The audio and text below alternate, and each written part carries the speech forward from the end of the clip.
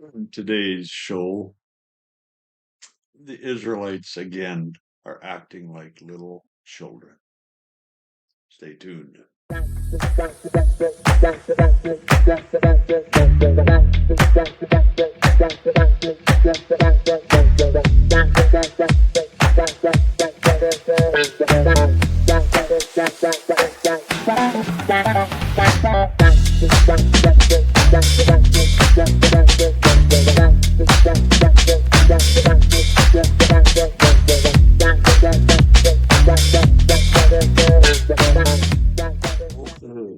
Let's get after it.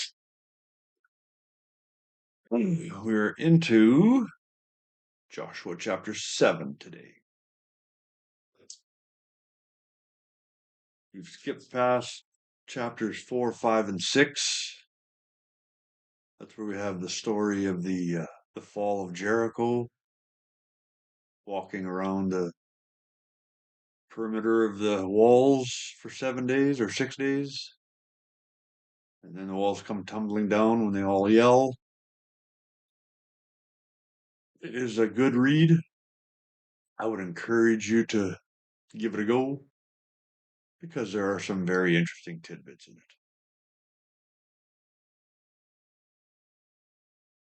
it. And the one thing you're going to notice if you go back and read the story there of the fall of Jericho is that it appears that the Israelites, or Joshua and the 12 tribes, are following all of God's instruction.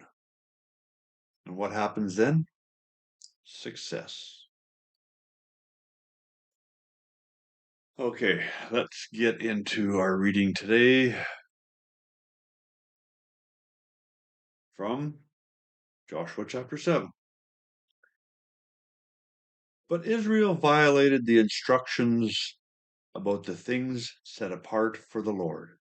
A man named Achan had stolen some of these dedicated things, so the Lord was very angry with the Israelites.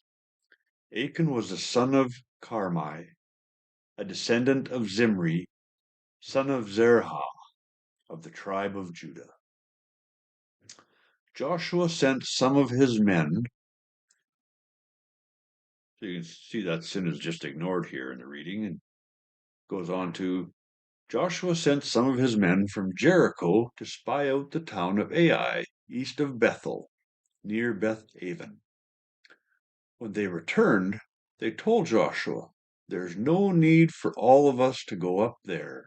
It won't take more than 2,000 or 3,000 men to attack Ai. Since there are so few of them, don't make all our people struggle to go up there." Big mistake. They thought it was just a little deal they could handle on their own. So, approximately 3,000 warriors were sent, but they were soundly defeated.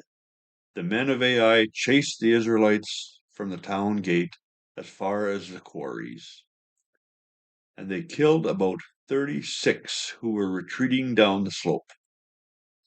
The Israelites were paralyzed with fear at this turn of events, and their courage melted away. Oh, here's where the whining and crying and acting like children comes in. Joshua and the elders of Israel tore their clothing in dismay, threw dust on their heads, and bowed face down to the ground before the ark of the Lord until evening.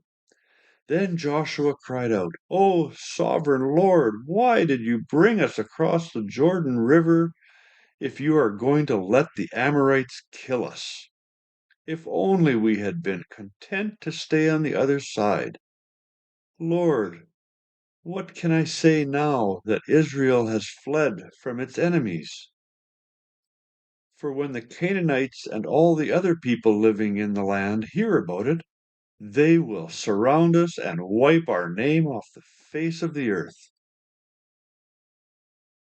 And then what will happen to the honor of your great name?"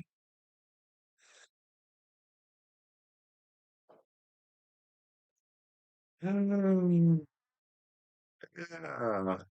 Do you suppose the Israelites are concerned about the honor of God's name? Pretty sure God can take care of the honor of his own name. Let's read the devotional. It answers all these questions pretty well, I think.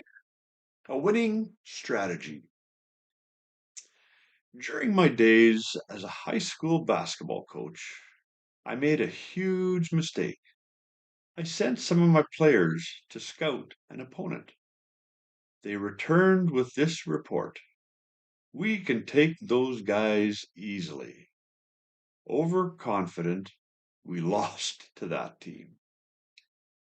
Does that sound familiar? To me, it sounds like the situation at Ai when Joshua sent out his scouts, who misjudged their opponent's strength. But there was more to the defeat at Ai than bad scouting. Israel lost the battle and 36 soldiers for several reasons that I think we can learn from. Shortly before the loss at Ai, Joshua led his army successfully against Jericho because he knew God's plan of attack. But there is no mention of Joshua consulting God before Ai. Prior to the Battle of Jericho, the men had consecrated themselves to God. Before Ai, nothing is said about Joshua's men preparing themselves spiritually. The reason the Bible gives for the Israelites' loss is sin in the camp. Achan had stolen from the spoils of Jericho. They could not defeat Ai until the sin was confessed and the people had consecrated themselves. Then God gave them a plan for victory. That comes up in chapter 8. A winning strategy for our daily battles, confessing our sin and living in the power that God provides. Amen? Amen. Okay. So yeah, there was no consulting God before this raid on Ai. And what happens when you don't follow all of God's rules? Things don't work out as you planned. Yeah, so they lost their battle badly. And then they whine and cry about their situation to God with the statement at the end, "And then what will happen to the honor of your great name?" Were they concerned about the honor of God's name, or were they concerned about their own hides? That's something for you to meditate on.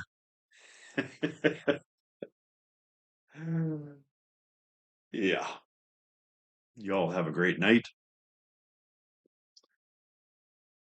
And the word for this week is ubiquitous.